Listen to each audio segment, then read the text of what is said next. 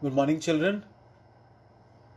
Today we are going to learn a lesson from your English book, that is Beehive. The name of the lesson is The Little Girl, page number 32 to 37.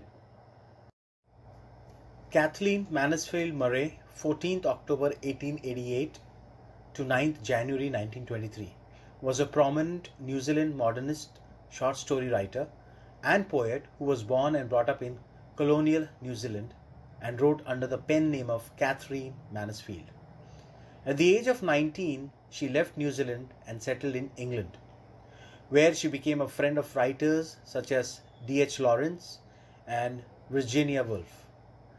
Mansfield was diagnosed with extrapulmonary tuberculosis in 1917. The disease claimed her life at the age of just 34. Let's read the introduction of the lesson. The title of the story refers to the main character that we will come across, the little girl named Kezia. The theme of the story is the relationship between children and their parents, and the writer Katherine Mansfield wants to tell us that children share a very important bond of love with their parents. Although when children are small, when they are young, they do not feel that their parents love them because their parents are strict and many actions of the parents seems unjustified.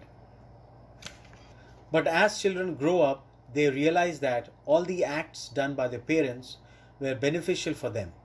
The parents were concerned for them, and beneath the strictness lies a heart full of love for the children. And this bond of love between parents and their children has been highlighted through the story. Let's read the summary of the lesson, The Little Girl. The Little Girl is the story of a little girl, Kezia, who misunderstood her father's strictness and usually remained scared of him. She kept a distance from him whenever he would be at home. She considered him to be as big as a giant. She would often get nervous and stutter while talking to him. She longed for his love and affection like her neighbor, Mr. MacDonald. Once she was kept indoors as she was affected by cold. Her grandmother suggested that she make a gift for her father's birthday that's coming next week. They decided that Kezia would make a pin cushion for him. Kezia made a beautiful pin cushion, but she accidentally made a mistake. She filled it with bits of paper that she got by tearing her father's important speech. She was punished for that. This incident further estranged Kezia from her father. She would often look at the neighbors, the MacDonalds, playing joyously in their lawn. Mr. MacDonald was such a good father and played so lovingly with his children. She wondered he might be a different sort of a father. Once her mother fell ill and was hospitalized.